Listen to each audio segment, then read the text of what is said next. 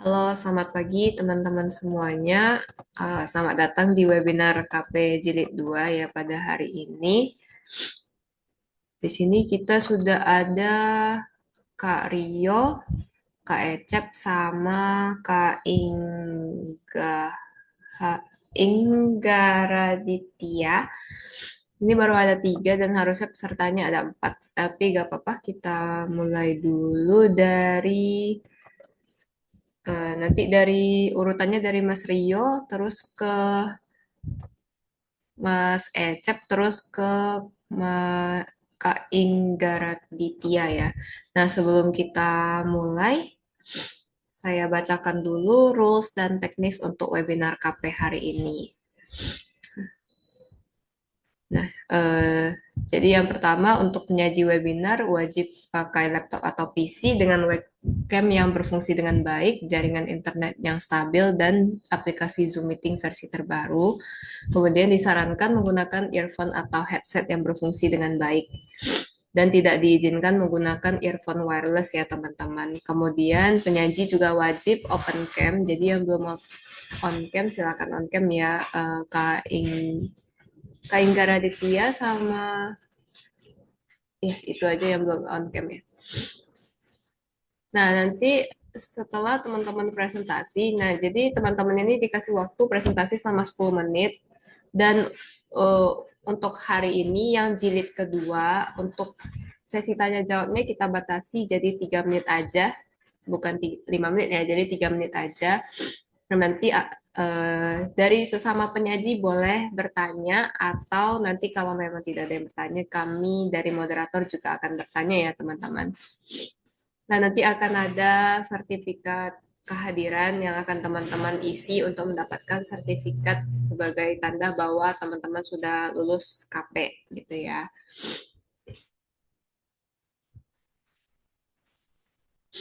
Dan teman-teman penyaji mohon di rename jadi penyaji underscore nama. Dan hari ini kita nggak pakai breakout room ya teman-teman karena pesertanya juga cuma sedikit. Jadi kita langsung di sini di main room aja.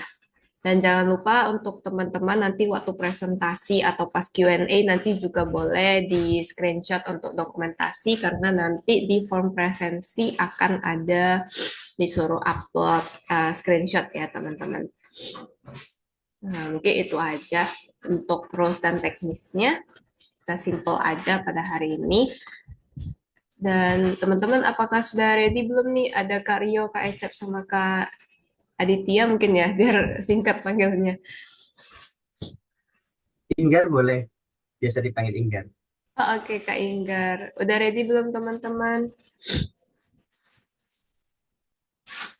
Ready, ready Kak Joy. Ready ya. Oke, jadi pertama ayo kita dari Kak Rio dulu. Oke, terima kasih Kak Joanna. Aku izin share screen ya. Oke, baik Kak.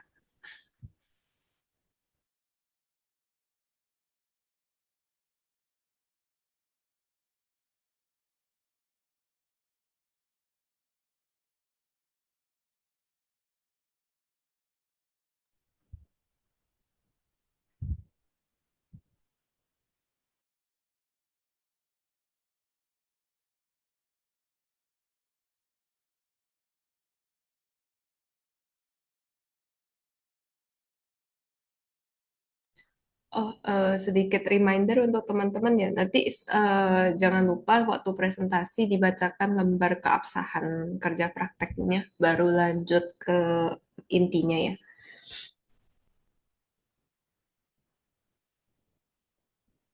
Terima kasih. Oh, lembar keabsahan Kak ya. Oh, berarti I- yang di PDF itu ya. Iya, betul. Di PDF laporan Ya. KP-nya, lembar keabsahannya dibacakan. Mhm.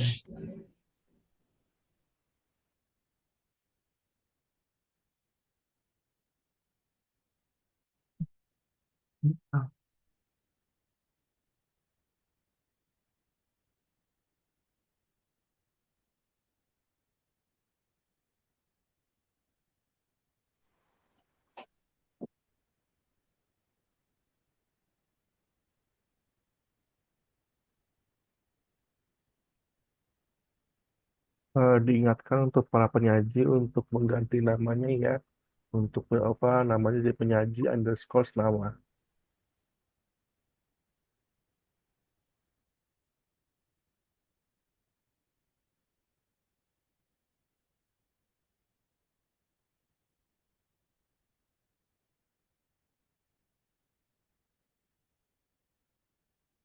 Udah kelihatan belum, abang-abang, kakak-kakak sekalian? Sudah, Kak. Oke, baik. Izin saya mulai ya, teman-teman. Oke, sebelumnya selamat pagi, teman-teman Uncia.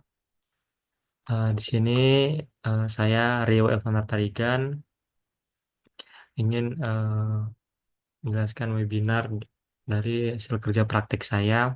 Pertama, saya mulai dari pernyataan keabsahan kerja praktik. Saya yang bertanda tangan di bawah ini, nama Rio Evander Tarigan dengan NIM 210401010203. Judul kerja praktek saya adalah Studi Perancangan Pembangunan Infrastruktur Jaringan Internet Fiber Optik atau FTTH di Kota Bengkulu. Satu, kerja praktek disusun secara ilmiah yang memenuhi aspek originalitas, valid dan dapat dipertanggungjawabkan. Yang kedua, kerja praktek disusun tidak menggunakan generatif AI untuk perbantuan penulisan kalimat, paragraf, bab. Yang ketiga, data yang digunakan dalam penelitian ini adalah data yang bersumber pada penerapan metode usulan atau dari sumber ilmiah lain, dari instansi yang berizin secara resmi. Jika di kemudian hari ditemukan hal-hal yang melanggar ketentuan penyusunan kerja praktek, saya siap bersedia dan menerima sanksi akademik dari Universitas Siber Asia. Demikian pernyataan ini saya buat, Jakarta, 4 Maret 2025, yang membuat pernyataan Rio Evander Tarigan. Oke, eh, saya langsung ke PPT, Kak ya. Ya.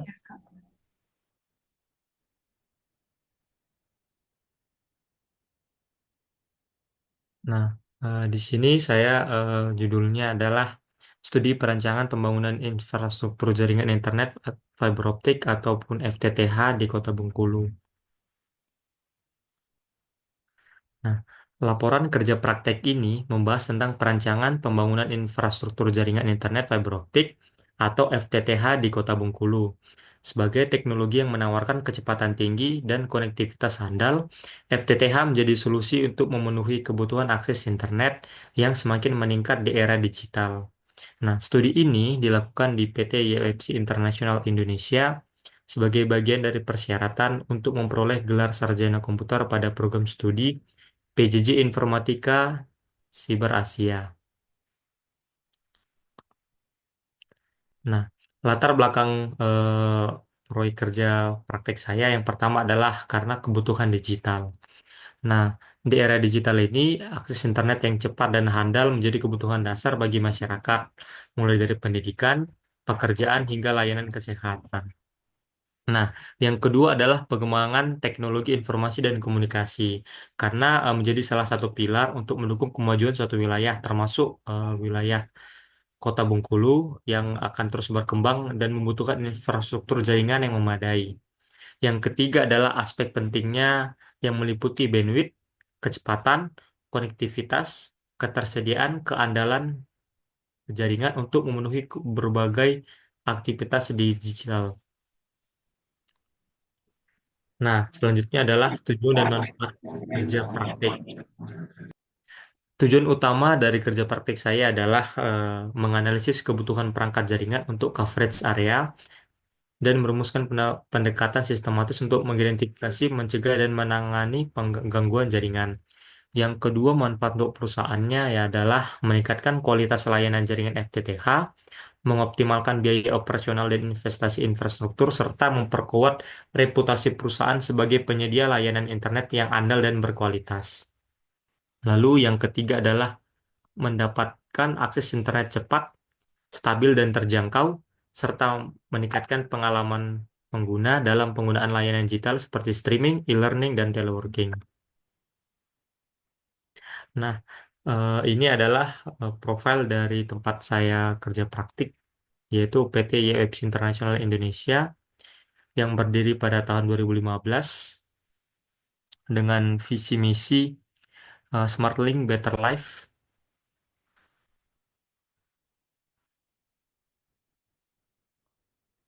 Nah, teknologi fiber optik. Nah, fiber optik adalah teknologi transmisi data yang menggunakan serat kaca untuk mentransmisikan informasi dalam bentuk sinyal cahaya, menyediakan bandwidth besar, kecepatan transmisi tinggi, dan jarak transmisi jauh tanpa degradasi sinyal yang signifikan. Struktur fiber optik terdiri dari core atau inti, cladding atau pelindung core, coating atau pelindung dari kerusakan fisik, serta strength, member, dan outer jacket sebagai pelindung utama dari gangguan fisik secara langsung. Lalu jenis utama serat optik ada single mode fiber atau SMF dengan inti kecil dan untuk transmisi jarak jauh, dan multi mode fiber atau MMF dengan inti lebih besar untuk transmisi jarak pendek. Nah, teknologi FTTH dan GPON. FTTH atau Fiber to the Home adalah jaringan optik yang menghubungkan penyedia provider dengan pengguna. Perangkat utama FTTH meliputi line terminal, optical line terminal ataupun OLT, kemudian Fiber Distribution Terminal atau FDT, lalu ada Fiber Access Terminal atau FAT, dan Optical Network Terminal atau ONT.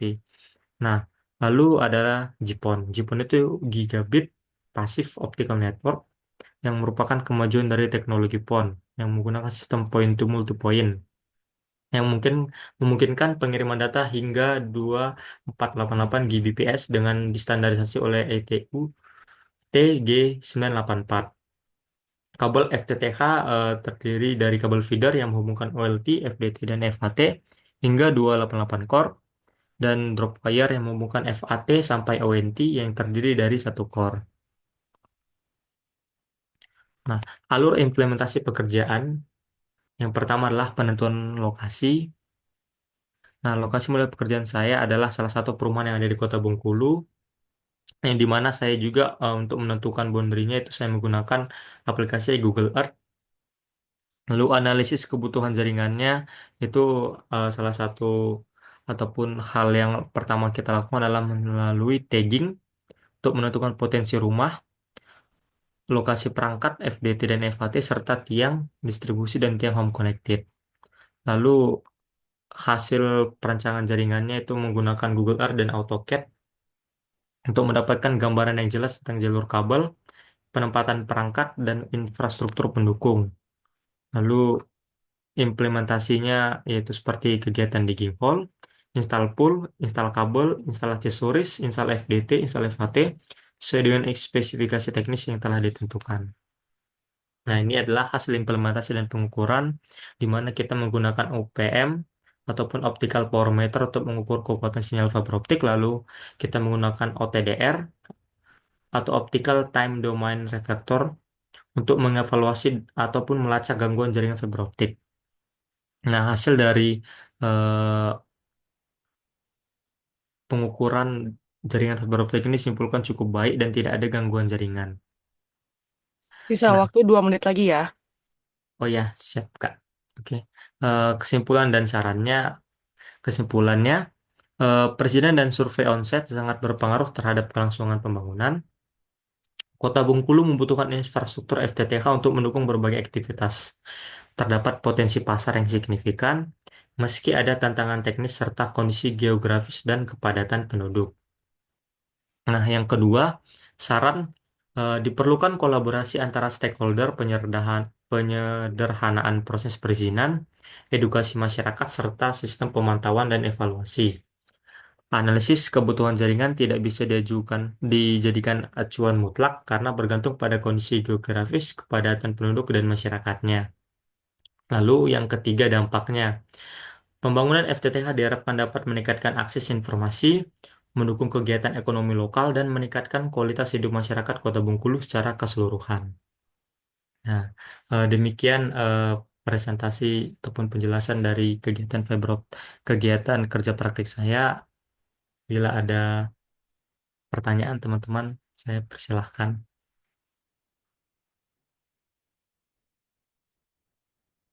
Oke, baik. Terima kasih banyak Kak Rio atas pemaparannya.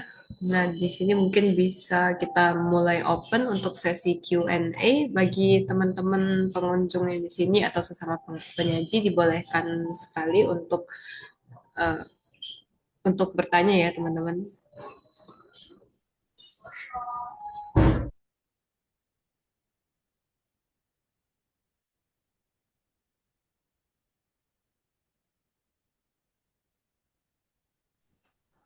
Ya, apakah ada yang mau bertanya teman-teman? Kalau enggak dari tim panitia juga boleh bertanya ya.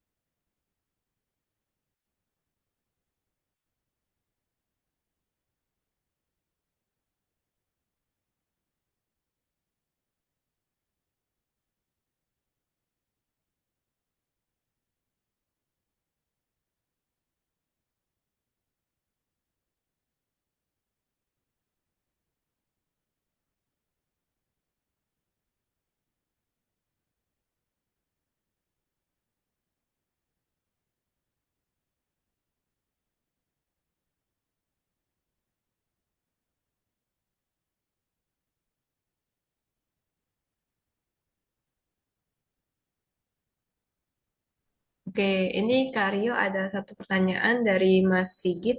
Mas, apa tantangan selama KP dan bagaimana Mas mencari solusinya?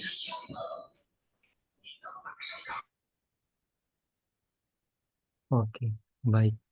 Ini langsung saya jawab atau gimana, Kak? Langsung aja boleh, Kak. Oke.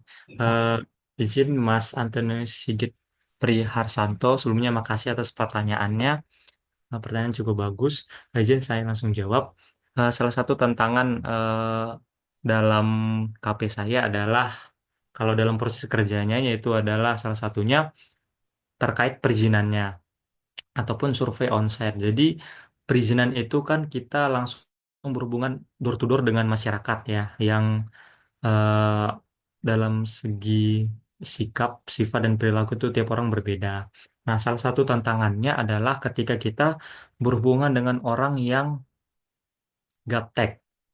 Jadi ketika kita mau bangun suatu jaringan, itu banyak orang yang melakukan blocking ataupun tidak mengizinkan kita melakukan perluasan jaringan di wilayah tersebut.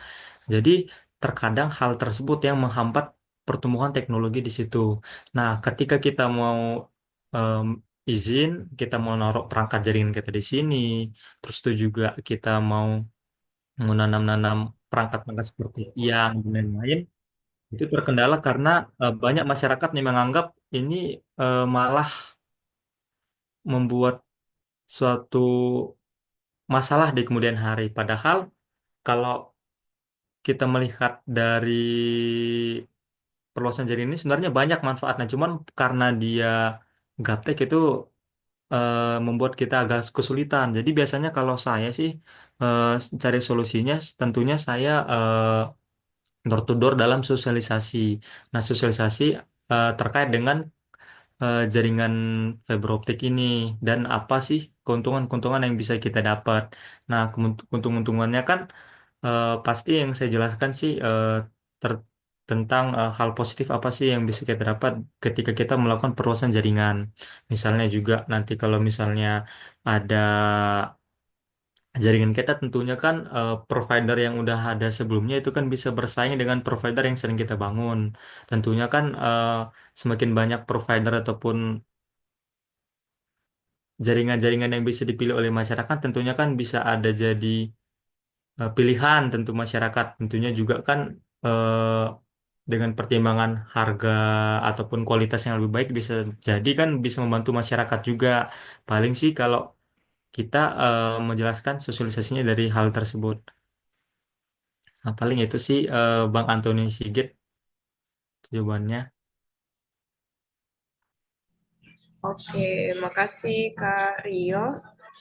Terus ini ada pertanyaan lagi dari Mas Inggar. Apa efek negatif dari serat kaca dan lalu bagaimana pencegahannya? Boleh langsung dijawab, Mas. Efek negatif dari serat kaca. Nah, oke, izin saya jawab ya. Eh, Mas Inga Haraditya Ning Fauzi, apa efek negatif dari serat kaca lalu bagaimana pencegahannya? Terima kasih Mas atas pertanyaannya.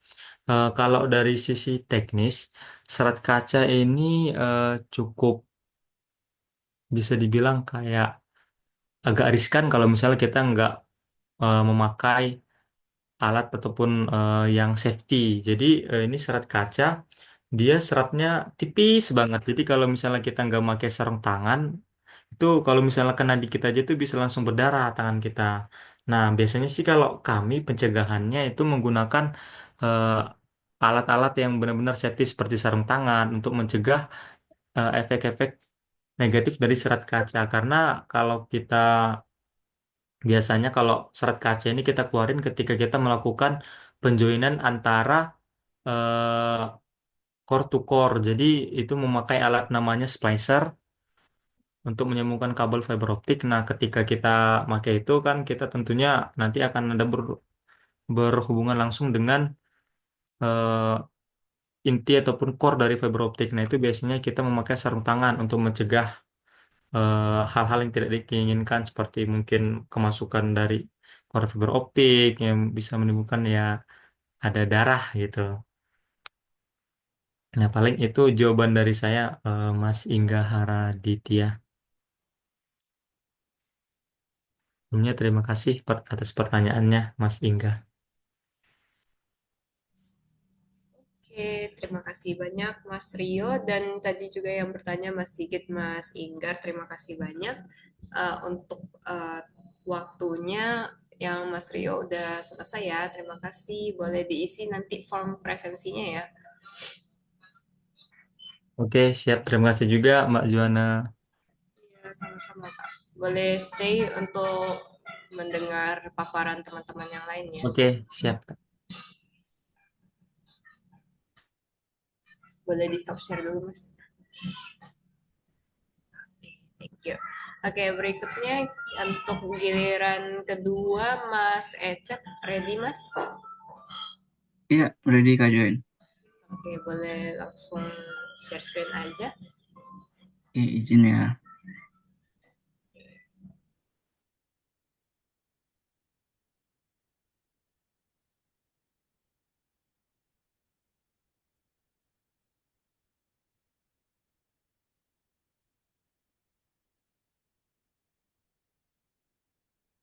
Sudah kelihatan ya? Sudah Kak. Ya. Terima kasih Kak Join, Mas Daniel dan rekan-rekan semuanya. Perkenalkan saya Ecep Busnal Arifin dari PJJ Informatika. Oke, di sini izin untuk membacakan terlebih dahulu mengenai pernyataan keabsahan kerja praktek. Saya yang bertanda tangan di bawah ini atas nama Ecep Busnal Arifin, NIM 210401120007. Judul kerja praktek yang saya ambil yaitu studi penerapan metode high availability pada enterprise networking ya atau jaringan enterprise. Yang pertama, kerja praktek disusun secara ilmiah yang memenuhi aspek originalitas, valid, dan dapat dipertanggungjawabkan. Yang kedua, kerja praktek disusun tidak menggunakan generative AI untuk perbantuan penulisan kalimat, paragraf, ataupun bab. Yang ketiga, data yang digunakan dalam penelitian adalah data yang bersumber pada penerapan metode usulan dari sumber ilmiah lain atau dari instansi yang berizin secara resmi. Jika di kemudian hari ditemukan hal-hal yang melanggar ketentuan penyusunan kerja praktek saya siap bersedia dan menerima sanksi akademik dari Universitas Siber Asia. Demikian pernyataan ini saya buat, Jakarta 19 Februari 2025, yang membuat pernyataan Ece Busnal Arifin. Izin pindah ke presentasi ya Kak Joen dan rekan-rekan. Oke, Kak.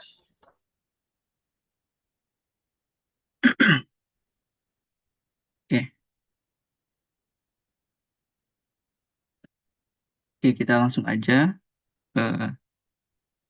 Di sini untuk judul yang sudah saya ambil itu tadi studi penerapan metode high availability pada jaringan enterprise di PT PAA. Mohon maaf ini saya samarkan untuk perusahaannya. Oke, kita langsung ke agenda yang akan kita bahas pada pertemuan kali ini. Yang pertama ada profil perusahaan itu sendiri. Yang kedua, permasalahan apa yang saya temukan di perusahaan tempat saya kerja praktek. Lalu ada solusinya seperti apa dan juga penjelasannya seperti apa. Kemudian ada kesimpulannya. Dan juga nanti terakhir ada sesi Q&A. Oke, untuk persingkat waktu, kita langsung aja ke agenda yang pertama, yaitu mengenai profil perusahaan. Oke. Nah, jadi si PA ini sendiri itu didirikan pada tahun 2005 oleh sekelompok praktisi IT gitu ya, yang memiliki keahlian dan pengalaman di bidang solusi IT yang terintegrasi. PA ini sendiri berfokus pada bidang IT security, IT infrastructure, dan enterprise networking. Jadi singkatnya PA ini bisa dibilang sebagai IT consultant di salah satu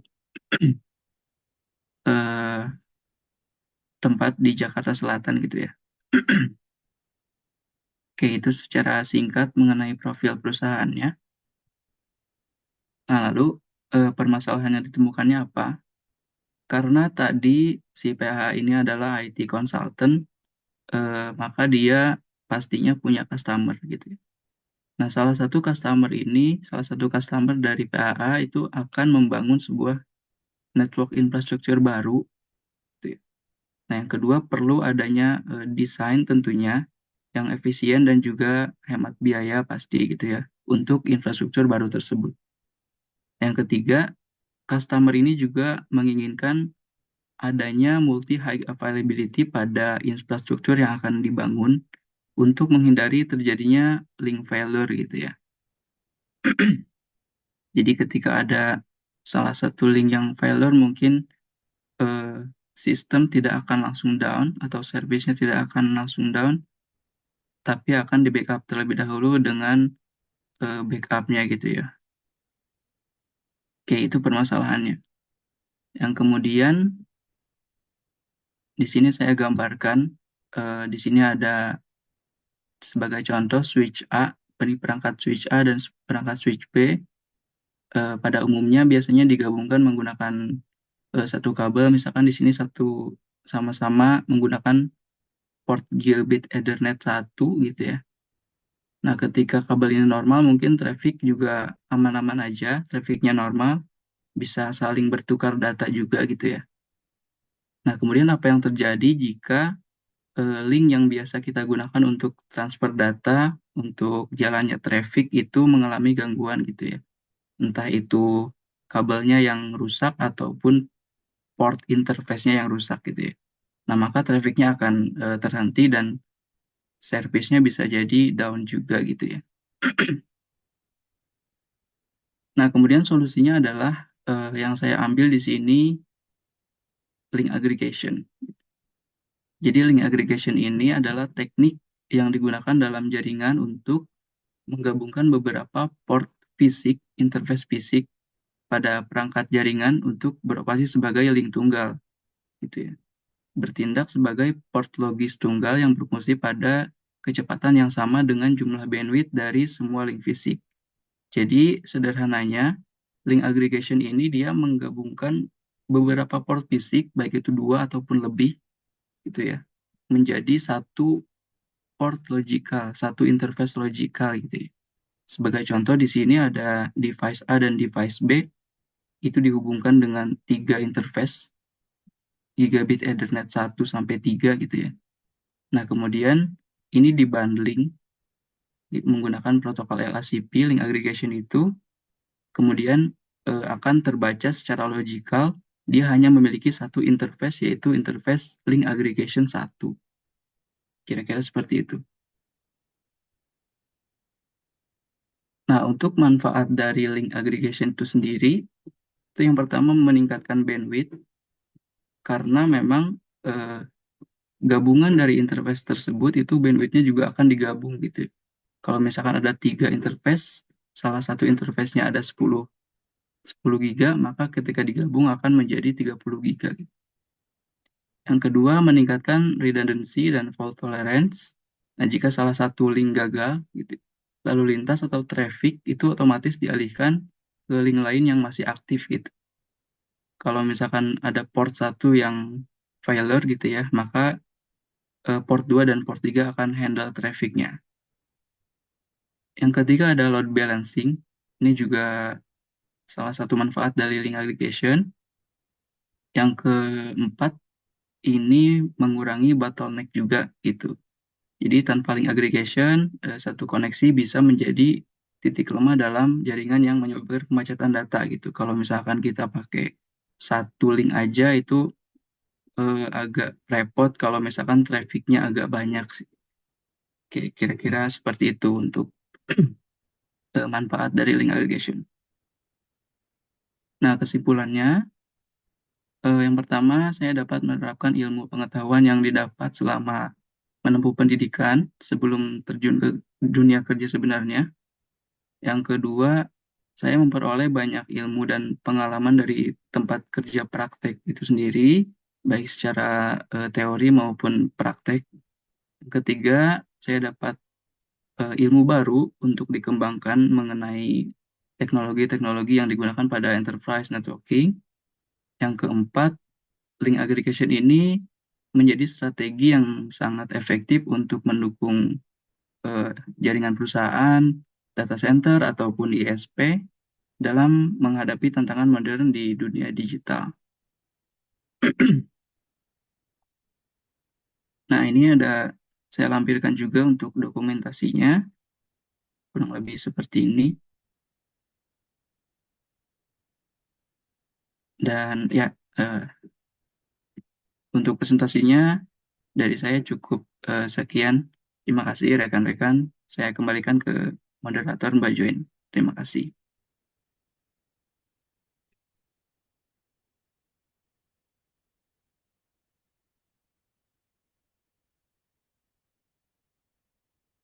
Dari teman-teman jika ada yang ingin bertanya silakan ya. Iya, boleh silakan teman-teman. Sekarang sesi Q&A buat Mas Ecep ya. Silakan boleh bertanya via langsung atau lewat Zoom chat juga boleh.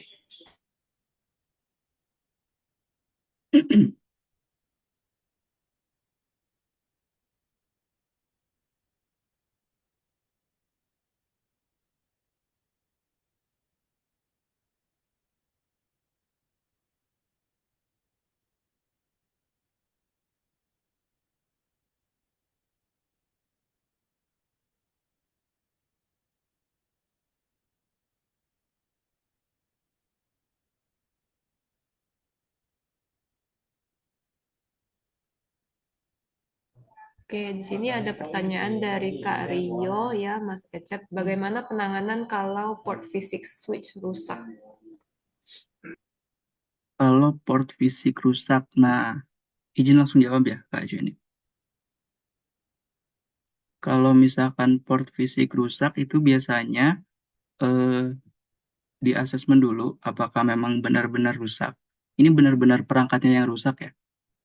Kalau misalkan valid itu rusak, biasanya dari brand, misalkan kita pakai Cisco gitu ya. Biasanya dari Cisco-nya itu ada waranti. Kalau misalkan berangkatnya kurang dari 5 tahun itu masih bisa kita tukar dengan barang baru gitu ya. Asalkan memang itu benar-benar valid kerusakan di perangkatnya gitu. Yang saya ketahui sih seperti itu Mas Rio. Mudah-mudahan menjawab ya. Oke, terima kasih banyak Mas Ecep. Terus di sini ada pertanyaan kedua dari Mas Hanif. Apa pengalaman yang paling berkesan selama magang? Pengalaman paling berkesan itu menurut dari saya pribadi itu langsung melakukan konfigurasi langsung gitu Mas Hanif. Jadi kita bisa langsung merasakan gitu ini bagaimana sih cara mengkonfigurasi ini gitu. Dari saya sih seperti itu untuk pengalaman yang paling berkesan ya.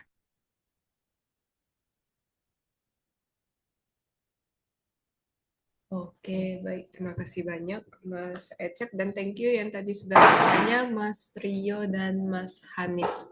Dan sekarang sudah dicukupkan ya untuk sesi Q&A-nya. Mantap Mas Ecep, nanti bisa isi untuk form presensi dan bisa stay untuk mendengarkan pemaparan teman-teman yang lainnya. Oke, baik Kak Joy. Oke Kak. Nah sekarang Izin stop screen ya. iya silakan Kak. Nah, kemudian sekarang kita masuk ke urutan ketiga. Di sini ada penyaji Mas Inggar. Dipersilakan, Mas. Ya, baik. Terima kasih Kak Juana. Saya langsung share screen aja ya. Iya, Kak.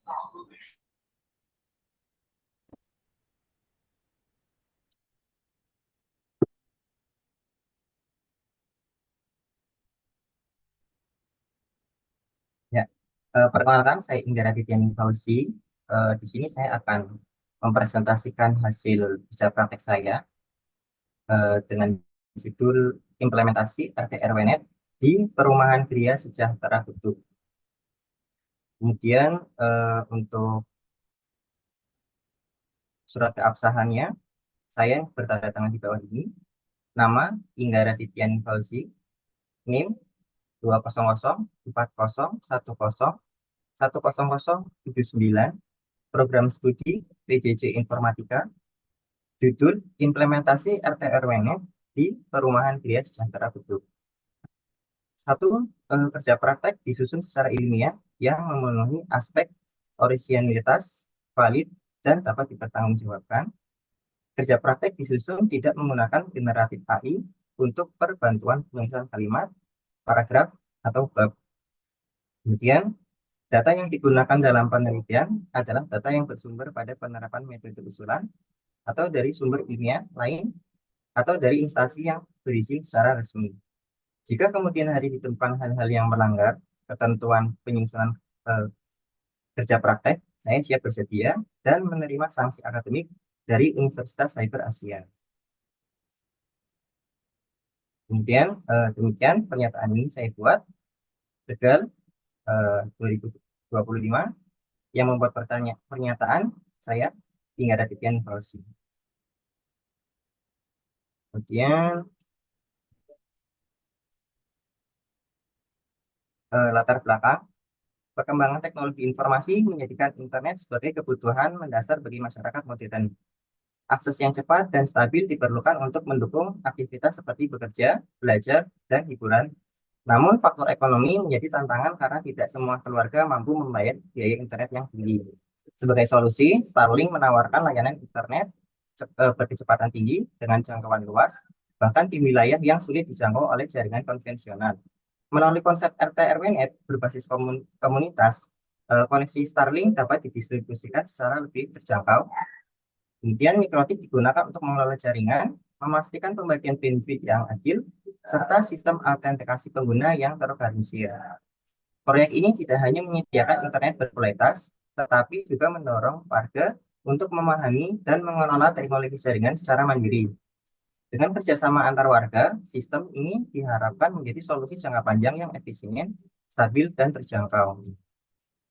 Kemudian dari kerja praktik ini adalah pembangunan jaringan RT/RW-Net berbasis Starlink dan mikrotik bertujuan untuk memberikan solusi atas kebutuhan internet berkualitas di lingkungan perumahan Gria Sejahtera.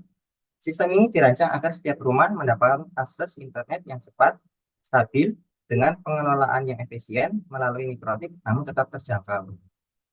Saya jelaskan sedikit tentang RT/RW-Net.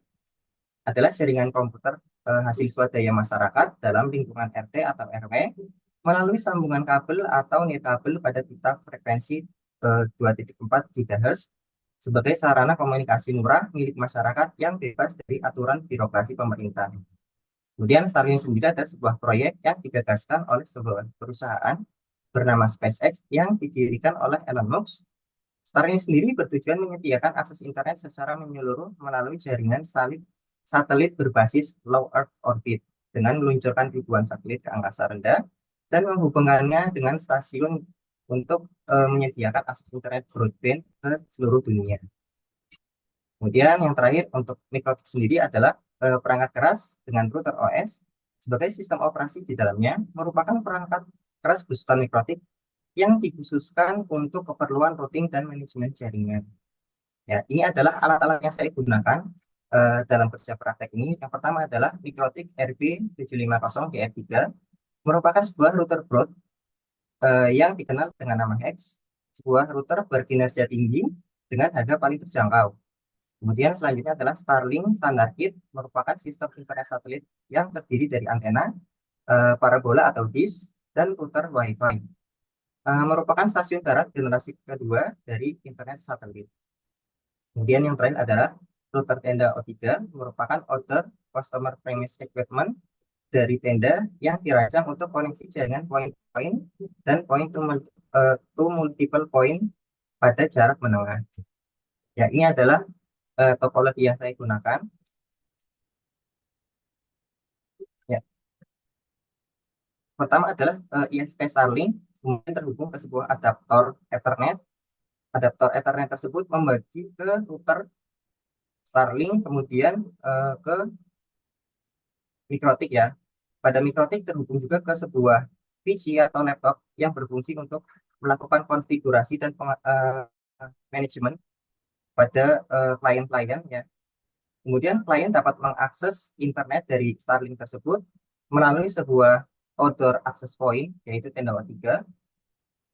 Kemudian akan di-repeat kembali dengan tenda O3 juga, sehingga memperluas jangkauan dan mengcover seluruh area perumahan.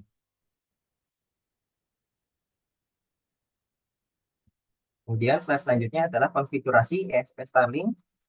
Untuk konfigurasi sendiri, ISP Starlink sendiri, yang pertama adalah menghubungkan Starlink ke satu daya. Kemudian untuk terhubung ke jaringan internet, kita perlu melakukan langganan ya, membayar biaya di awal. Kemudian setelah internet kita terhubung, kita akan melakukan konfigurasi pada router Starlink.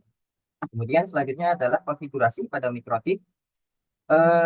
Di konfigurasi ini kita akan masuk melalui router OS ya, melalui inbox. Kemudian kita yang pertama adalah melakukan konfigurasi identity. Setelah itu kita konfigurasi port Ethernet.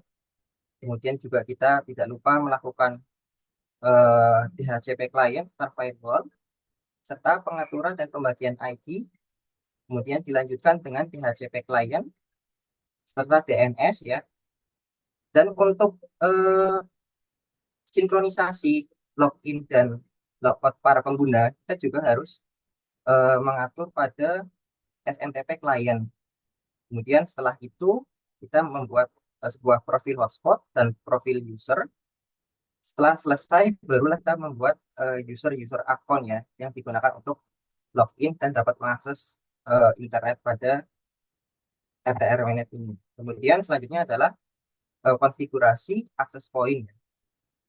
Sini kita masuk ke web interface dari tenda O3 dengan memasukkan IP dari router tersebut. Kemudian kita hanya tinggal melakukan quick setup. Dan yang terakhir adalah landing page untuk user interface. Di sini saya menggunakan bawaan ya dari mikrotik. Kemudian di sini ada beberapa screenshot dari konfigurasi, ya. Kemudian ini adalah foto-foto dari instalasi.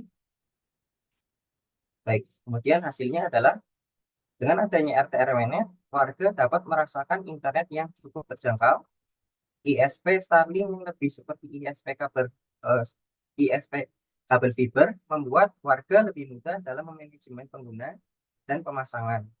Saat ini koneksi utama masih mengandalkan nirkabel, oleh sebab itu penghuni yang berada lebih jauh sedikit kesulitan menjangkau internet. Repeater adalah solusi terbaik ketika sinyal WiFi tidak dapat dijangkau. Biaya awal yang cukup besar membutuhkan waktu agar model dapat kembali. Namun jika melihat biaya ke depannya jauh lebih murah daripada berlangganan internet konvensional. Kemudian ini adalah referensi yang saya gunakan. Baik, terima kasih. Sekian saja presentasi dari saya. Kemudian saya serahkan barangkali ada yang mau bertanya. Oke, mantap Mas Inggar. Terima kasih. Nah, sekarang kita masuk ke sesi Q&A. Ayo teman-teman yang mau bertanya dipersilakan. Boleh langsung unmute atau lewat Zoom chat juga boleh.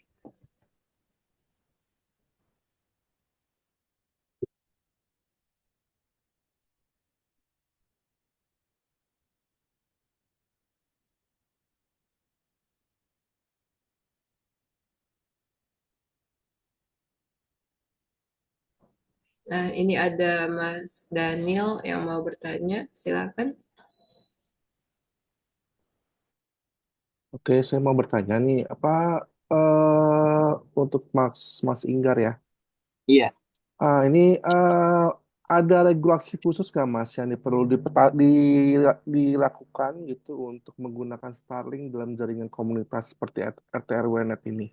Jadi betul. regulasinya apa? Iya, pertanyaan yang bagus ya. Saya sendiri juga masih bertanya-tanya di forum terkait dengan regulasi Starlink tersebut ya. Karena kebanyakan Starlink untuk RT/RW tersebut masih rancu, masih tidak jelas. Karena pada dasarnya ketika kita menggunakan frekuensi 2,4 GHz untuk lingkungan pribadi, untuk lingkungan rumahan, itu eh, diperbolehkan oleh pemerintah. Akan tetapi ketika kita menggunakan sebuah ISP, ya, kita harus memiliki izin dari ISP tersebut, gitu. Jadi ini masih sedikit sulit dijelaskan ya.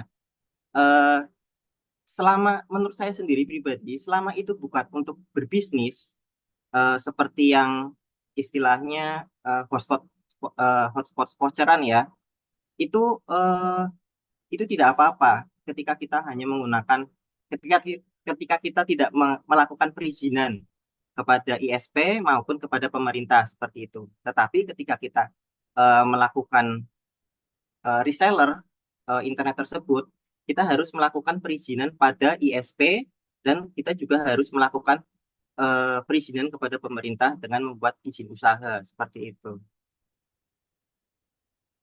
Jadi apa Starlink ini bila dipakai di dalam komunitas RT RW-Net ini masih dibilang cukup legal berarti ya? Betul, betul. Makanya saya mengatakan bahwa ini cukup murah karena kita tidak repot dan warga yang kurang paham mengenai sebuah teknologi seperti ini, mereka kita hanya memberikan pemahaman sedikit dan mereka cukup cukup paham untuk mengelolanya sendiri. Seperti itu. Oke, terima kasih Mas. Ya, baik.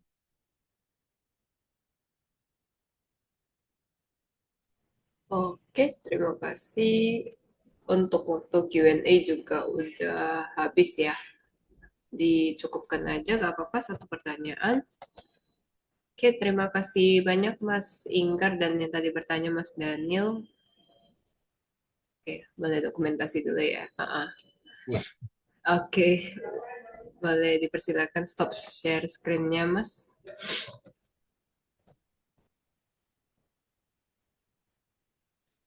Oke, sekarang kita masuk ke urutan keempat, Mas Hanif.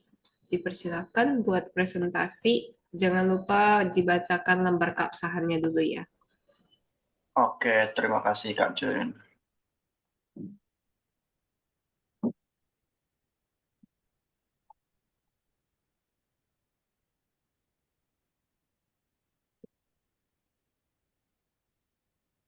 Oke, Assalamualaikum warahmatullahi wabarakatuh. Selamat pagi, salam sejahtera untuk kita semua. Yang saya hormati peserta seminar dan rekan-rekan sekalian, perkenalkan nama saya Hanif Lukmanul Faim. Pada kesempatan kali ini saya akan mempresentasikan laporan kerja praktek saya yang berjudul Studi Kasus Magang dan Studi Independen Bersertifikat Machine Learning di Bangkit Akademi tahun 2024. Semoga laporan ini dapat memberikan wawasan baru dan bermanfaat bagi kita semua. Oke, tanpa berlama-lama, mari kita mulai. Sebelum kita lanjut ke PowerPoint, saya akan membacakan pernyataan keabsahan kerja praktek. Pernyataan keabsahan kerja praktek saya yang bertanda tangan di bawah ini, nama Hanif Lukmanul Faim, NIM 2104010110179, program studi PJJ Informatika, judul kerja praktek, studi kasus magang dan studi independen bersertifikat Machine Learning di Bangkit Akademi tahun 2024. Pertama, kerja praktek disusun secara ilmiah yang memenuhi aspek originalitas, valid, dan dapat dipertanggungjawabkan. Kedua, kerja praktek disusun tidak menggunakan generative AI untuk perbantuan penulisan kalimat, paragraf, maupun bab. Yang ketiga, data yang digunakan dalam penelitian adalah data yang bersumber pada penerapan metode usulan atau dari sumber ilmiah lain atau dari instansi yang berizin resmi. Jika di kemudian hari ditemukan hal-hal yang melanggar ketentuan penyusunan kerja praktek, saya siap bersedia dan menerima sanksi akademik dari Universitas Saber Asia. Demikian pernyataan ini saya buat Bekasi 3 Maret 2025 yang membuat pernyataan Hanif Lukmanul Faim.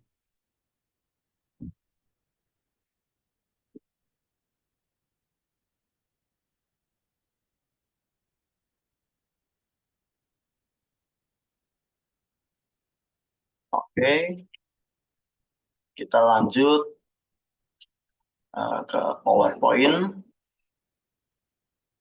Yang pertama, saya akan mengulangi judul laporan kerja praktik saya, yaitu Studi Kasus Magang dan Studi Independen Bersertifikat Machine Learning di Bangkit Akademi tahun 2024.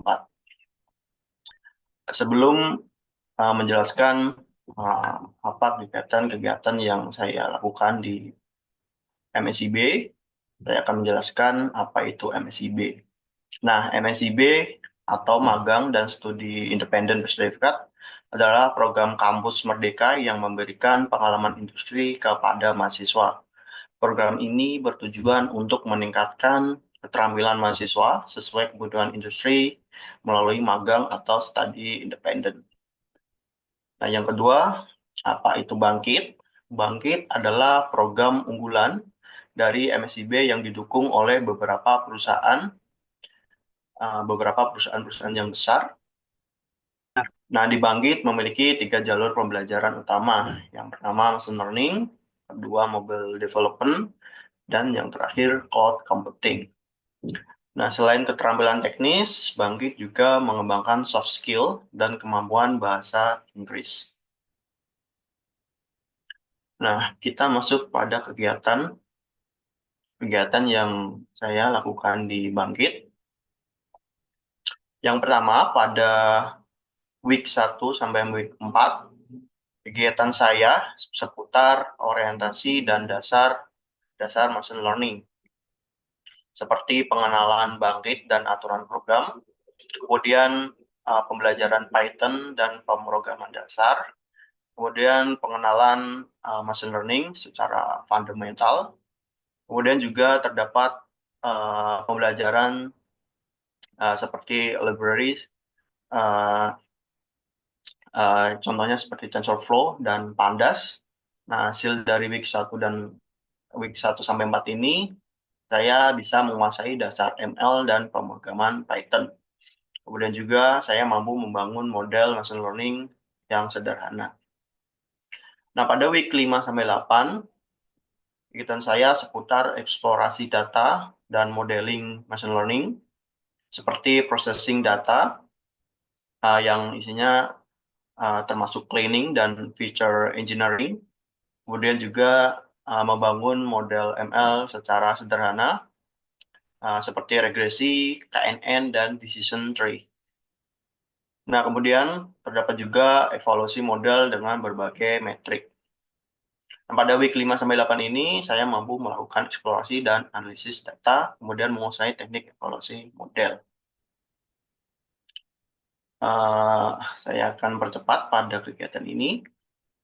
Yang selanjutnya week 9 sampai 12, yaitu seputar implementasi model dan mini project, yang di dalamnya terdapat implementasi deep learning dan neural network, kemudian ada latihan proyek kecil, seperti klasifikasi gambar. Kemudian kita mulai brainstorming untuk capstone project. Oke, saya skip hasil yang diperoleh, kemudian lanjut ke week 13 sampai 16. Saya mempersiapkan capstone, kemudian week 17 mengembangkan proyek capstone, kemudian week 21 sampai 22 finalisasi dan pengujian proyek, kemudian week 23 sampai 24 evaluasi dan penyelesaian program. Nah, kemudian juga di kegiatan Bangkit ada kegiatan yang bernama soft skill dan non-teknis, seperti onboarding dan time management. Kemudian juga ada growth mindset dan problem solving. Kemudian juga ada kolaborasi tim dan komunikasi yang efektif. Kemudian networking dan career development, serta public speaking dan presentation. Kemudian juga ada bahasa Inggris untuk profesional. Kemudian ada pembelajaran atau ilmu-ilmu yang di-share oleh praktisi-praktisi tentang leadership dan team management. Kemudian yang terakhir adalah ilmu-ilmu yang berkaitan dengan resume dan interview preparation. Nah, dari hasil MSIB, saya menghasilkan pengembangan proyek yang bernama Nontonin, sebuah aplikasi berbasis machine learning untuk rekomendasi film. Proyek ini mengimplementasikan berbagai teknologi ML yang telah dipelajari selama program berlangsung. Nah, pertama-tama masalah yang dihadapi, banyak pengguna dalam memilih film yang sesuai dengan selera mereka. Mereka bingung. Kemudian rekomendasi film di platform streaming sering tidak akurat atau kurang personalisasi. Kemudian tidak semua pengguna memahami genre atau tren film yang sedang populer. Dampaknya, pengguna menghabiskan waktu terlalu lama memilih film. Kemudian potensi film bagus tidak diketahui secara sistem rekomendasi yang kurang optimal. Nah, solusi dari Nontonin berbasis AI dan machine learning yang membantu pengguna atau user menemukan film berdasarkan preferensi dan riwayat menonton mereka. Nah, keunggulan Nontonin ada 3. Yang pertama, menggunakan kolaboratif dan content-based filtering untuk rekomendasi lebih akurat, kemudian menghadirkan rekomendasi personal berdasarkan rating, genre, dan histori tontonan. Kemudian tampilan user-friendly dan mudah digunakan oleh berbagai kalangan. Nah, cara kerjanya, yang pertama, meliputi input data, kemudian processing data, kemudian model machine learning, dan yang terakhir, yaitu rekomendasi yang dihasilkan. Nah, model rekomendasi yang saya gunakan, yang pertama collaborative filtering, kemudian content-based filtering, kemudian hybrid approach, yang dimana hasil pengujiannya yang paling terbaik adalah hybrid filtering.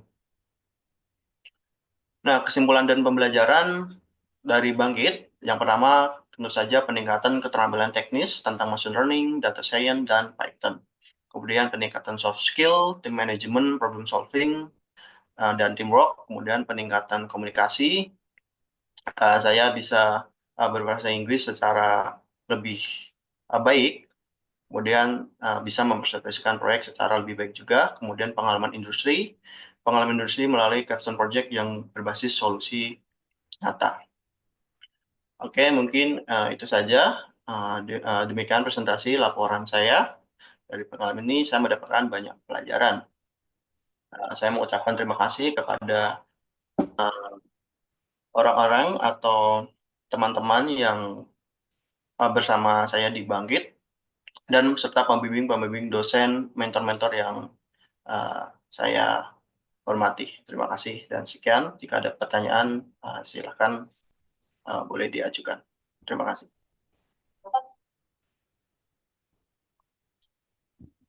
Oke, terima kasih banyak Mas Hanif. Nah, di sini sudah ada yang bertanya nih ya. Mas Sigit sudah raise hand. Silakan Mas Sigit.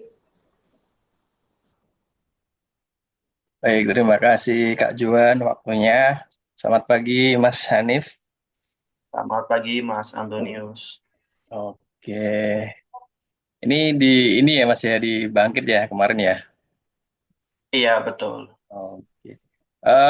Untuk tadi saya lihat di machine learning ya Mas Hanif ya untuk apa namanya learning path-nya ya. Iya, betul. Nah, di learning path machine learning sendiri itu untuk di capstone itu pakai teksnya apa aja Mas teknologi yang dipakai? Jadi teknologi saya, misalnya di ML ya, saya menggunakan berbagai macam-macam data, misalnya seperti yang sudah saya jelaskan tadi,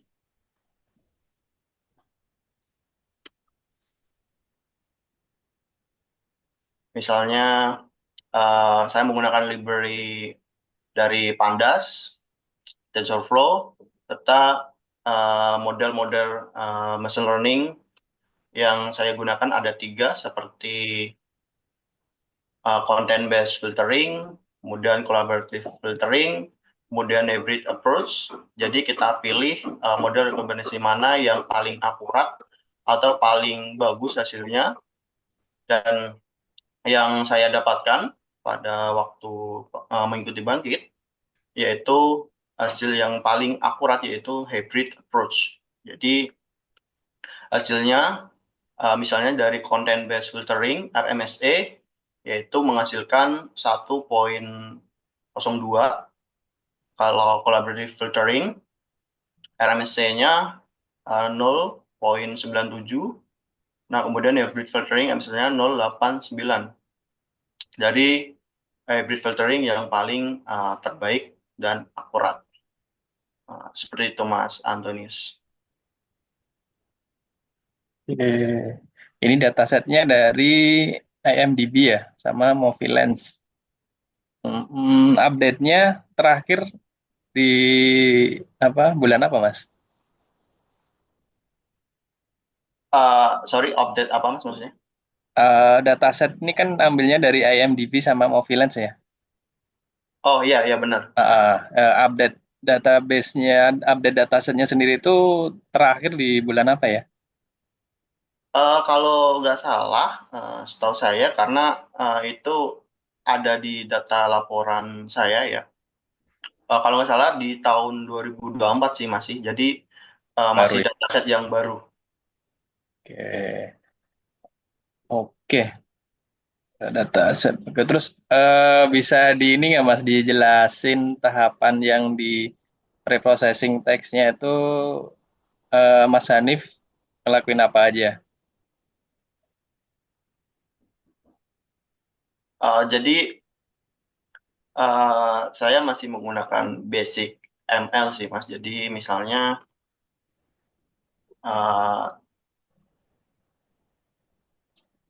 seperti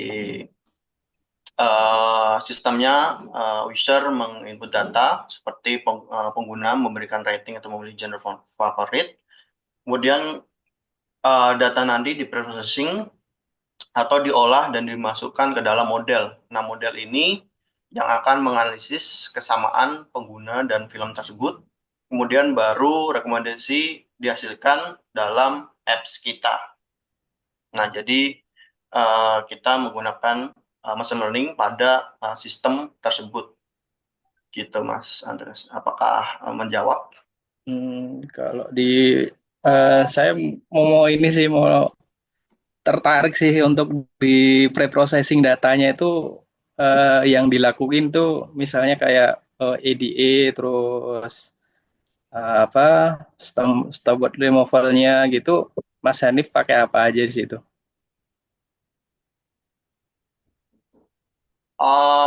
Sebenarnya ada banyak sih Mas yang kita trial dan error. Jadi kalau saya jelaskan satu persatu bakal panjang. Tapi secara kesimpulan dari hasil yang kita uji itu misalnya dari ketiga comparison atau model rekomendasi yang bisa atau yang baik kita gunakan, kesimpulannya yaitu hybrid filtering. Seperti itu. Oke, itu kan untuk ini ya Mas ya di modelingnya ya, di pelatihan modelnya ya ada pakai content based filtering, terus collaborative filtering sama hybrid itu ya. Itu tadi balik lagi saya cuma pengen tahu nih yang terjadi di pre-processing datanya sih. Ya kalau misalnya di modelingnya kayaknya data yang dipakai kan sama ya, tetap melewati pre-processing dulu kan ya. Satu data kan baru diambil dimasukkan dicoba di 3 modeling itu kan ya. Iya, benar Mas. Dari dataset IMDb dan Movie Lens gitu. Nah, saya ini penasaran sama yang di pre-processingnya data itu Mas. Balik lagi ke situ. Itu mungkin Mas Hanif bisa inilah mungkin apa kasih gambaran dikit aja misalnya di tahapannya kayak stop removal-nya pakai misalnya ada di situ stop removal Mas Hanif pakai library apa gitu. Kalau library kita memakai Pandas sih Mas. Ah, Fundamentalnya. removalnya pakai apa Mas? Stop removalnya. Kalau itu sebenarnya saya tidak menggunakan sih Mas. Jadi dulu kita menggunakan metode yang agak berbeda sih. Jadi kita fokusnya dalam pengujiannya fokusnya ke modelingnya saja. Jadi data sudah lumayan clean sih. Jadi kita cuma fokus pada modelnya gitu, model rekomendasi yang akan kita gunakan. Seperti itu. Jadi untuk datasetnya ini labelnya udah ini ya, maksudnya labelnya udah sesuai tinggal pakai itu ya. Iya, sepertinya yang saya ambil seperti itu, Mas. Mungkin tadi kalau misalnya Mas Hanif bilang pakai dataset yang sudah jadi, mungkin kita lebih jelas sih, karena kan di situ kan cuma dataset menggunakan dataset dari IMDb sama Moviland. Nah, biasanya kalau dataset ambil dari platform-platform begitu kan ada yang data mentah, ada yang setengah jadi, atau ada yang udah jadi gitu ya Mas ya? Iya, benar. Oh. Tapi saya masih tetap melakukan proses-proses untuk cleaning sih, Mas. Jadi nggak sepenuhnya bersih juga. Jadi masih ada tahapan gitu. Iya. Nah, itu saya yang pengen tahu di proses cleaningnya itu, Mas. Oh, iya. Jadi ya mungkin akan sangat kompleks kalau saya jelaskan di sini dan Bisa kasih gambarannya aja Mas sih. Gambaran apa poin-poinnya aja deh. ya paling kalau secara umum, secara gambaran umum ya. Jadi kita mencari dataset, kita nemuin di dataset IMDb dan Movielens, kemudian kita jadikan satu data tersebut. Kemudian karena datanya masih belum bersih sepenuhnya, kita melakukan step-step untuk cleaning terlebih dahulu, yaitu dalam proses processing data. Kemudian setelah tahapan-tahapan itu, setelah datanya lumayan bersih, kita ngelakuin model tadi, Mas, model rekomendasi yang akan kita gunakan. Jadi lebih ke basic machine learning sih. Jadi nggak sepenuhnya kita ngelakuin hal yang sangat kompleks untuk capstone ini, project ini. Jadi lebih ke masih dalam fundamental machine learning sih. Jadi ya tidak terlalu kompleks sebenarnya. Tapi ya mungkin untuk orang awam yang tidak mempelajari machine learning, mungkin akan sangat kompleks jika ada bahasa-bahasa yang sangat teknis gitu, Mas. Oke, makasih Mas Hanif. Dari saya itu aja sih. Thank you. balik Terima ke Kak Jo lagi. kasih Mas Antonius. Diskusi yang sangat menarik ya, Mas Sigit sama Mas Hanif. Terima kasih banyak. Udah selesai untuk sesinya Mas Hanif. Sekarang kita bisa lanjut ke Kak Tiara untuk penyaji kelima. Penyaji kelima, Kak Tiara sudah ready? Sudah, Kak. Oke. Oke, silakan Kak.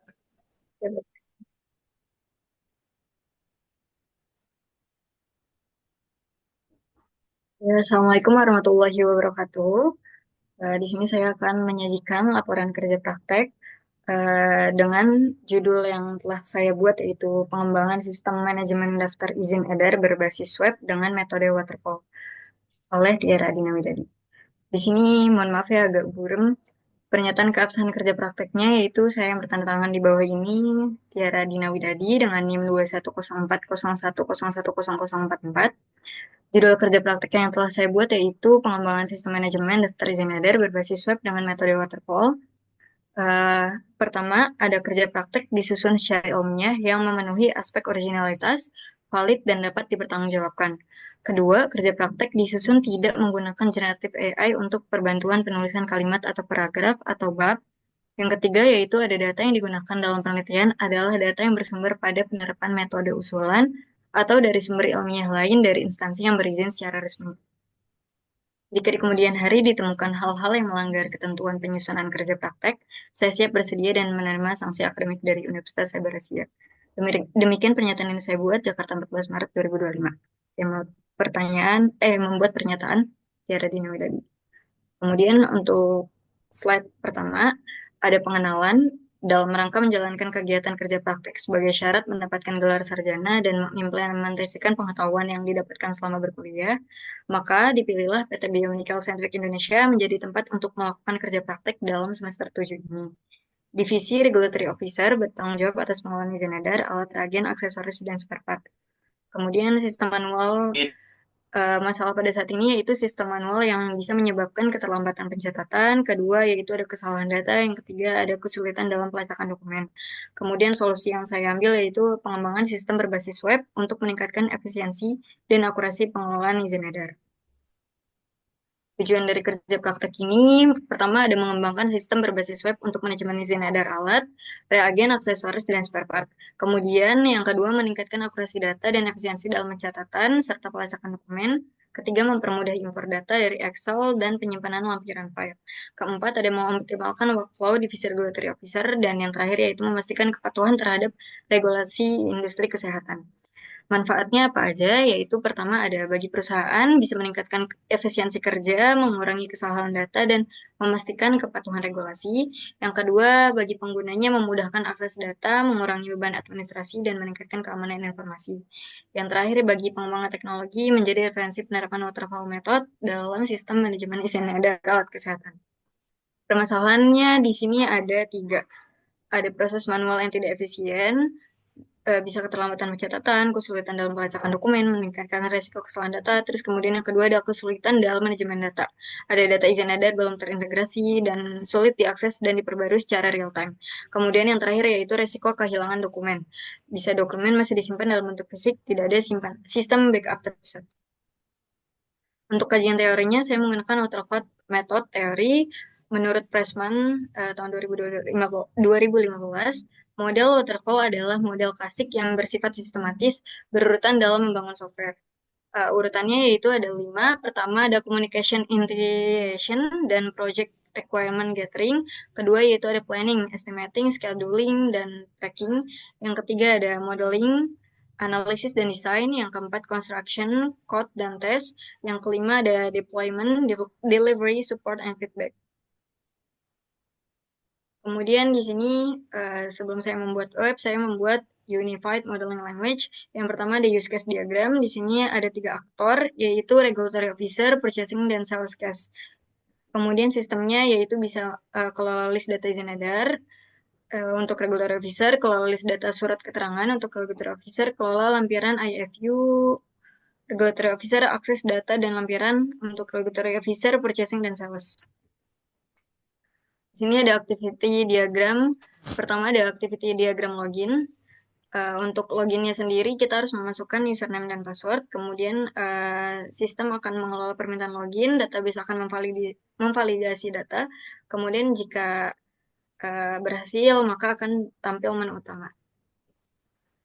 Yang kedua yaitu ada sistem activity diagram daftar izin edar dan daftar surat keterangan. Masih sama untuk login, kemudian validasi data. Setelah berhasil ke menu utama, kemudian ada 3 pilihan. Dan di sini untuk daftar izin edar dan daftar surat keterangannya itu kita bisa pilih aksi ada tambah, hapus, dan upload. Kemudian kalau sudah tervalidasi, maka file akan tersimpan di database, kemudian akan muncul output yang sudah keluar atau yang sudah berhasil disimpan.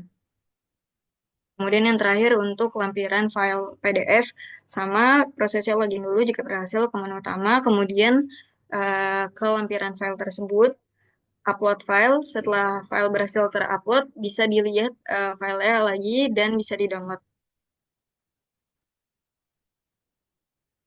Sistem akan otomatis menyimpan ke database. Kemudian yang ketiga ada sequence diagram. Jadi regulatory officer dapat login, mengakses menu home, dan mengelola daftar izin edar, surat keterangan, serta lampiran FAQ. Kemudian purchasing dan sales dapat login, mengakses menu home, melihat izin edar, surat keterangan, serta mengambil data dan lampiran dari sistem. Sistem terdiri dari UI system, database, dan model manajemen lampiran untuk mengelola data dan lampiran.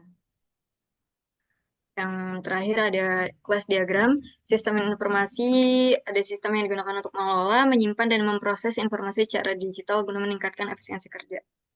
Di sini saya bagi kelas diagramnya menjadi 5, ada suket, user, si izin edar, PDF files, dan slide.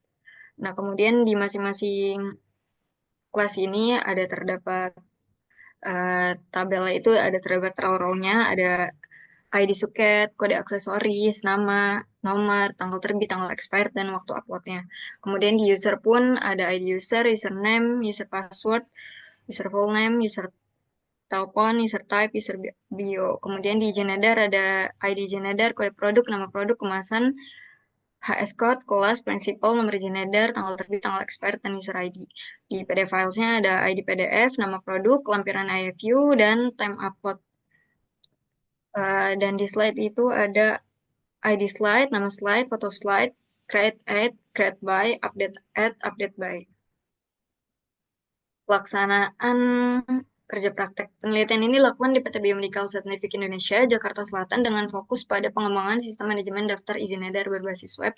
Metode yang digunakan adalah waterfall method yang terdiri dari beberapa tahapan. Jadi pada saat melakukan pelaksanaan, saya melakukan 5 tahapan, yaitu analisis kebutuhan, mengidentifikasi masalah dalam proses manual manajemen izin edar, kemudian mengumpulkan data melalui observasi dan wawancara dengan tim regulatory officer. Yang kedua ada perancangan sistem, membuat pemodelan sistem menggunakan diagram aliran data, DFD, kemudian menentukan struktur basis data antarmuka pengguna. Yang ketiga ada implementasi, mengembangkan sistem berbasis web sesuai hasil perancangan, kemudian mengintegrasikan fitur utama untuk pencatatan, pelacakan, dan pengelolaan dokumen izin edar.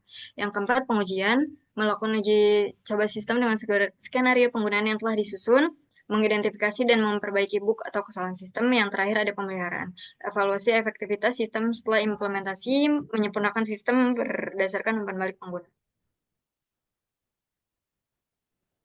Ya, ini adalah hasil implementasi yang telah saya buat. Ini ada dashboard sistem di sini sebelum fitur login, kemudian ini ada fitur login, dan di sini ada fitur home menu.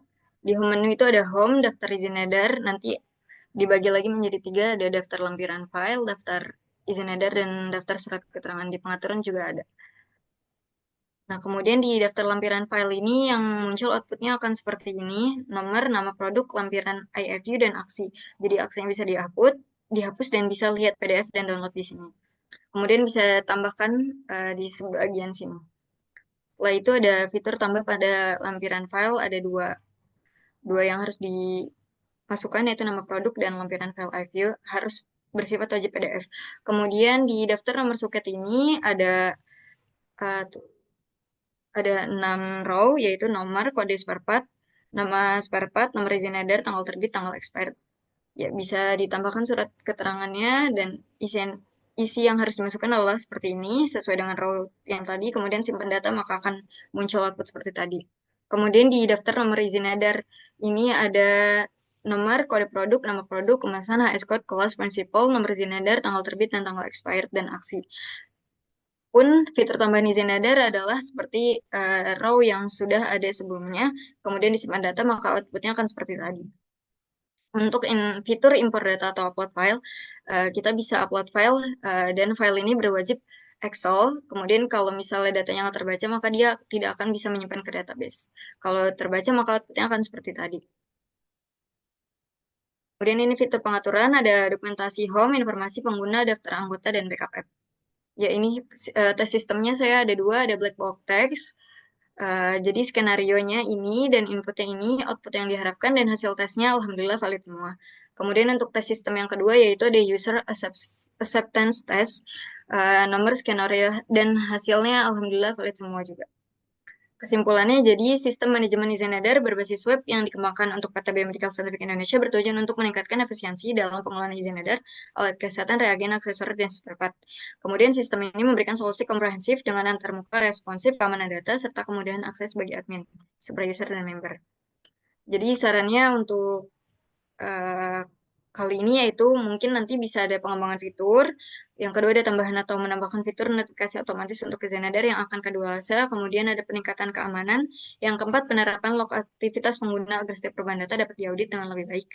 Yang kelima ada optimalisasi kerja sistem. Dan yang terakhir yaitu melakukan pengujian dan pemeliharaan berkala untuk memastikan sistem tetap berjalan optimal.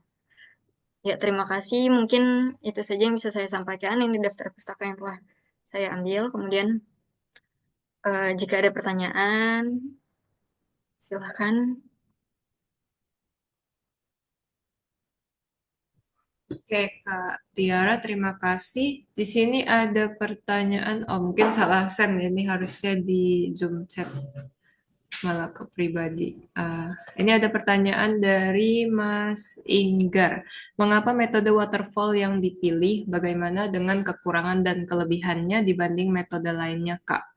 Lalu seberapa fleksibel sistem waterfall ini mengingat perubahan atas regulasi izin edar di masa mendatang? Dan mengingat metode waterfall memiliki keterbatasan dalam menangani perubahan. Oke, boleh dijawab langsung aja, Kak. Jadi, mengapa saya memilih sistem metode waterfall? Karena pada awalnya itu diarahkan sama Bu Heni, dan kemudian kenapa harus waterfall dan diarahkan sama Bu Heni itu karena paling mudah untuk membuat web.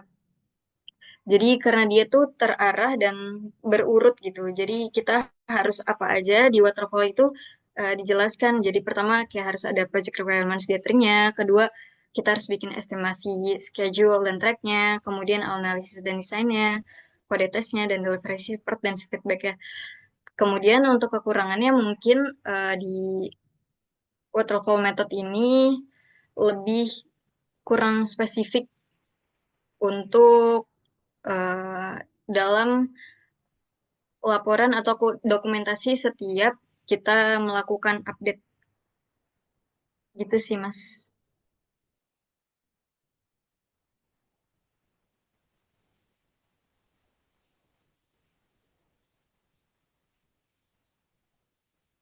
Baik, terima kasih Mbak Kak Tiara dan oke, ada Mas Sigit. Silakan Mas. Oke, terima kasih. Halo Kak Tiara. Halo, Eh, boleh ditampilin ininya nggak? Apa namanya? web ya. Hasilnya, ya webnya. Ya, Pengen sini. lihat.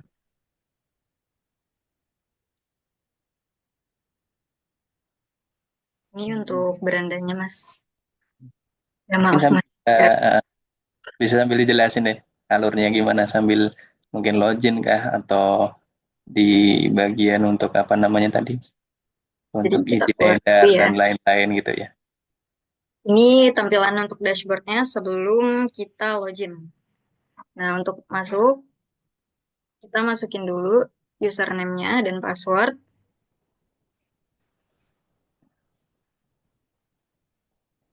Salah, maaf. Pakai CI kah? Kenapa, Mas? Pakai CI atau natif Untuk untuk apanya? webnya? Pakai SAM. Eh PHP kan ya? Iya, PHP. PHP natif ngoding sendiri atau pakai framework? Ngoding sendiri. Oke. Tapi tetap ada kayak lihat-lihat di internet sih, Mas. Kemudian ini untuk tampilan home-nya. Di sini ada dua pilihan, ada data Zenadar sama pengaturan. Di data Zenadar ini, di nav-nya ini ada tiga pilihan. Di daftar lampiran, ini ada kayak untuk misalnya, jadi IFU itu sebenarnya berguna untuk regulatory officer, sales, dan purchasing. Jadi makanya saya input ini agar mempermudah kerjaan yang ada di sana. Untuk tambahnya kita bisa coba misalnya tambah produk namanya XL, kemudian kita bisa choose filenya.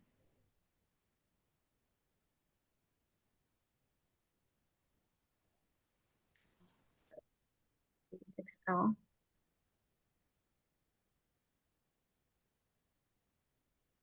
Nah, nanti disimpan data.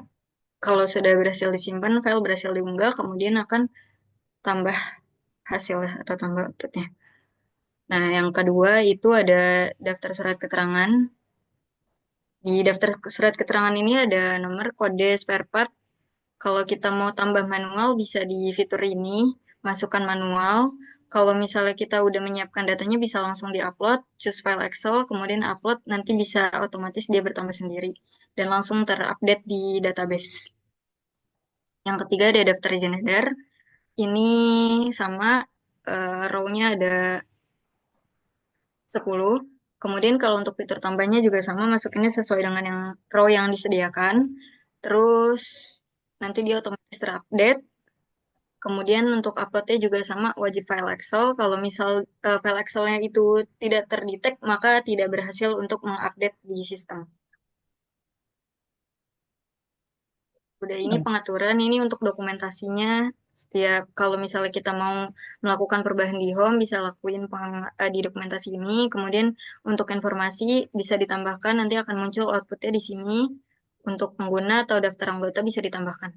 Untuk pengguna juga bisa dilihat di sini sama backup app-nya. Kurang lebih seperti itu sih, Mas. Oke, untuk laporannya belum bisa diekspor ya? Laporannya iya belum bisa diekspor. Mungkin nanti. Oke, siap. Terus untuk lampiran-lampiran ini dia harus PDF ya berarti ya? Iya, sifatnya harus PDF. Kalau untuk lampiran bisa kita lihat dan download.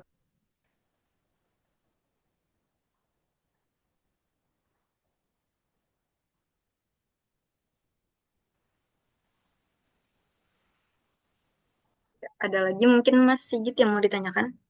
Oke, mungkin itu aja sih. Makasih ya. Ya, terima kasih kembali Mas Sigit. Ya, berarti sudah cukup ya, Kak, untuk 2 pertanyaan.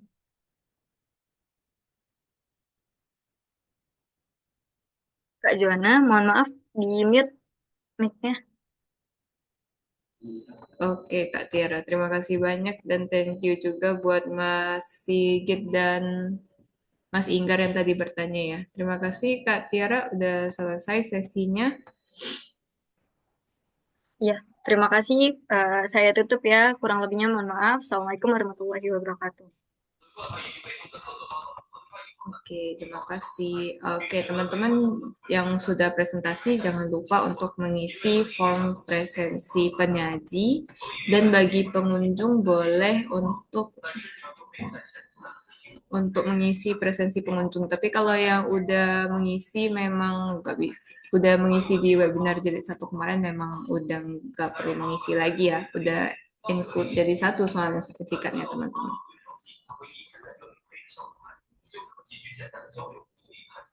Baik dari tim panitia, apakah ada yang mau disampaikan?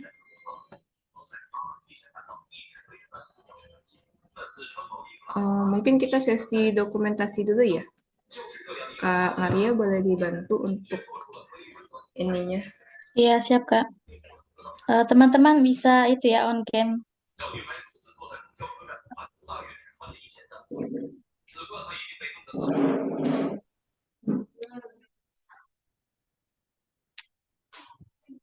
Oke.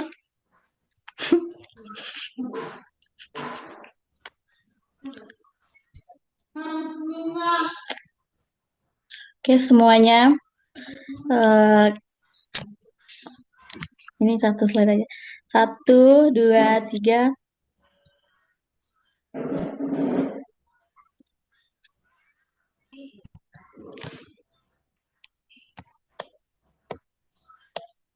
Ya, udah selesai.